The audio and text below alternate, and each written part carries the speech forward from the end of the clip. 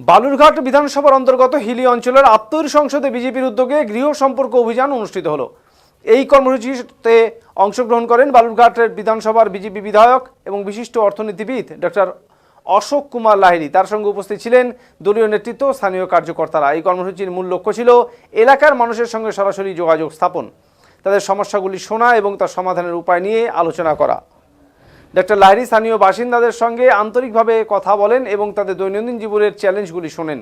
তিনি এলাকার উন্নয়নমূলক প্রকল্পের বিষয়ে তাদের মতামত গ্রহণ করেন এবং দলীয় কর্মসূচির মাধ্যমে কিভাবে আরও উন্নয়নের পথে এগোনো যায় তা নিয়ে আলোচনা করেন। বিশেষ করে স্থানীয় অবকাঠামো, কৃষি ও স্বাস্থ্য সংক্রান্ত বিষয়গুলিতে তার দৃষ্টি আকর্ষণ করেন বাসিন্দারা। এই অভিযানের সময় ডক্টর লাহিড়ী জনগণকে কেন্দ্রীয় সরকারের বিভিন্ন প্রকল্প এবং বিজেপির উন্নয়নমূলক উদ্যোগ সম্পর্কে অবহিত করেন। তিনি বলেন, এই ধরনের কর্মসূচি শুধু রাজনৈতিক উদ্দেশ্যে নয়, বরং সামাজিক দায়বদ্ধতার অংশ হিসেবেও গুরুত্বপূর্ণ। আমার নাম অশোক লাহিড়ী। আমাকে ভোট দিয়ে আগেরবার জিতিয়েছিল, মনে আছে? শুনানিতে এখন আমরা এসেছি বিজেপি দল, এই জন্য এসেছি তোমাদের সঙ্গে তোমাদের বলতে। বাড়ির কোনো ছেলে মেয়ে গেছে বাইরে কাজ করতে? শ্বশুর গেছে, কোথায় গেছে? সে কথা আর বলছি না, ভোটের কথাও বলেছি। কিন্তু আমি নিজেকে মনে করি আমি এদের প্রতিনিধি, আমি এদের সুখ দুঃখের কথা শুনব।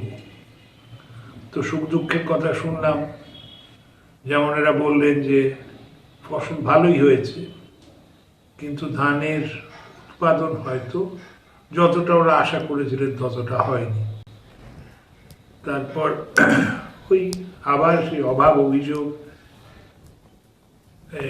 বাংলার আবাসের বাড়ি পায়নি, কেউ বলছে বার্ধক্য ভাতা পায়নি, এই সব জায়গায় পায়নি, দেয়নি, এই শুনতে হলো।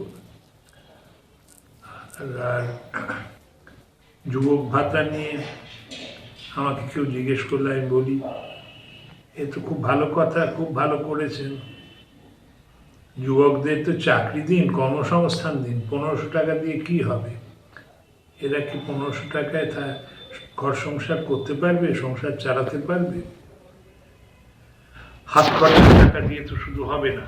আর সেখানেই প্রশ্ন হচ্ছে যে কর্মসংস্থানের দীর্ঘ মেয়াদি একটা সমাধান তো করতে হবে।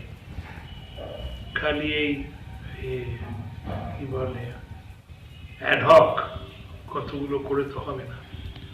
আবার যেটা মুখ্যমন্ত্রীর কাছ থেকে দেখতে পাচ্ছি না, সেটা হচ্ছে দীর্ঘমেয়াদী উন্নয়নের একটা পরিকল্পনা কি করে হবে। আমি যেটা প্রথম থেকেই বলেছি হয়তো বহুবার, যে ওর কাছে ত্রাণ আছে। বন্যা হলে উনি চলে যান হেলিকপ্টারে করে, যে কম্বল টম্বল বিলি করে দেন, কিন্তু বন্যার হাত থেকে পরিত্রাণ দেন না। যার জন্য বাঁধ, ড্রেজিং যা যা করতে হবে সেটা করেন না। সেরকম এই বেকার ভাতা, যুব সাথী তো নাম, যুব সাথীতে ত্রাণ হবে, পরিত্রাণ হবে।